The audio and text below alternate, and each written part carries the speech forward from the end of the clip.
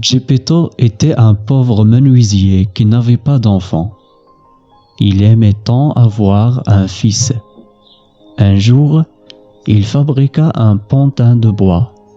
Il lui sculpta des cheveux, puis un front et une bouche.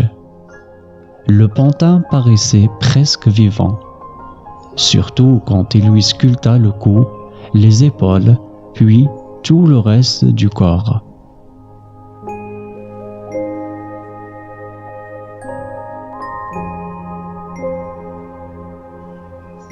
Une fée bleue le surveillait et décida de l'aider.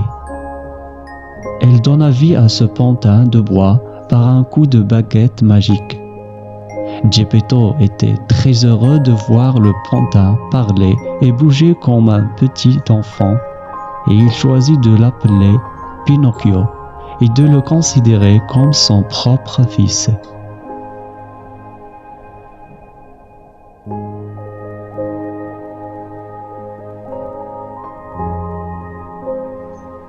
Il pensa qu'il fallait envoyer Pinocchio à l'école, et pour cela, il vendit son manteau pour lui acheter des livres.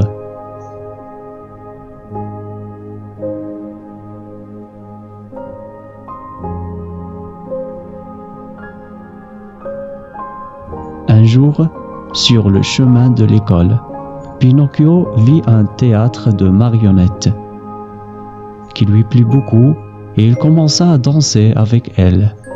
Le public était très satisfait et le patron du théâtre le récompensa par des pièces d'argent à la fin du spectacle et le remercia beaucoup.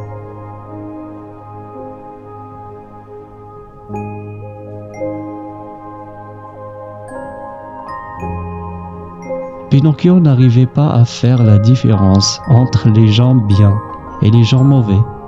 Alors, deux hommes lui volèrent son argent et le pendirent aux branches d'un arbre.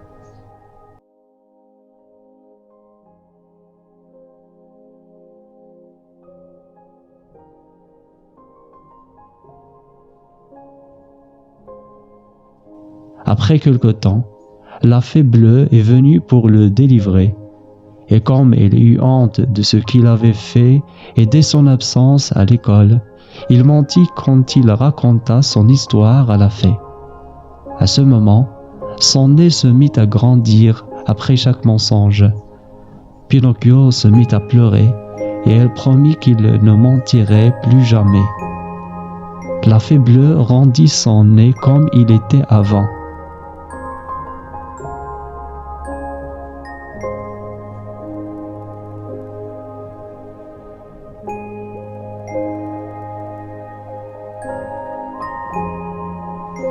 Quand il rentra à la maison, il croisa un groupe d'enfants qui se dirigeaient vers un bateau.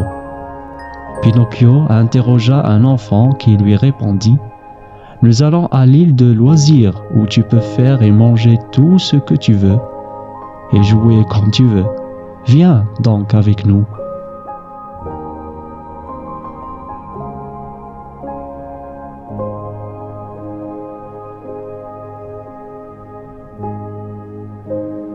Pinocchio accepta de les accompagner sans réfléchir. Il passa des jours incroyablement heureux sur l'île.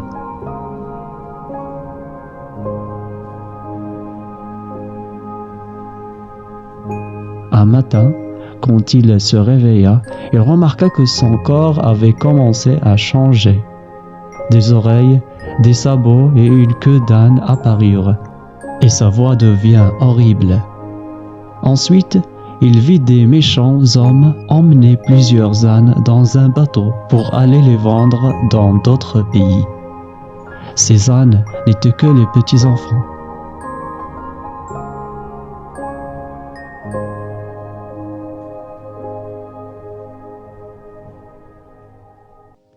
Pinocchio décida de se jeter dans la mer avant de se changer totalement en âne, et avant que ces méchants hommes le rattrapent.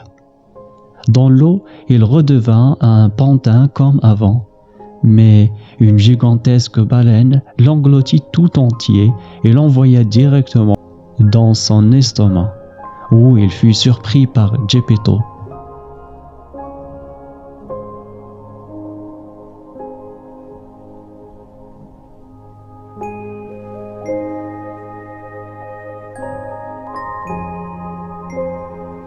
Après leur rencontre, elles s'éteignirent et Geppetto lui raconta comment il était arrivé là.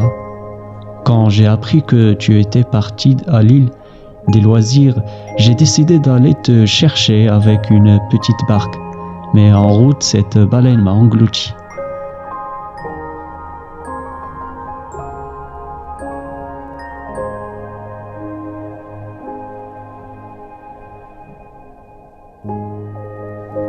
Pinocchio réfléchit bien à une manière pour sortir et dit à son père: il faut qu'on remonte jusqu'à la bouche de la baleine, et quand elle l'ouvrira, nous sauterons dans l'eau.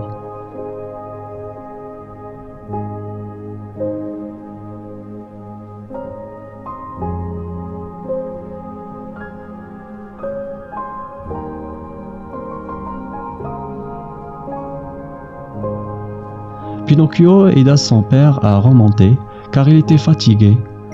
À ce moment, la baleine passa à côté de la terre et éternua. Le père et le fils furent éjectés jusqu'à la plage.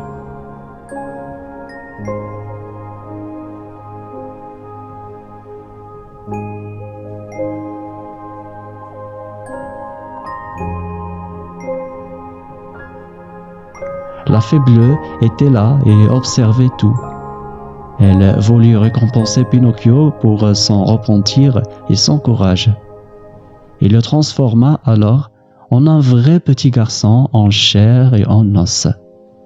Pinocchio et Geppetto étaient très heureux et vécurent comme un vrai père et son fils.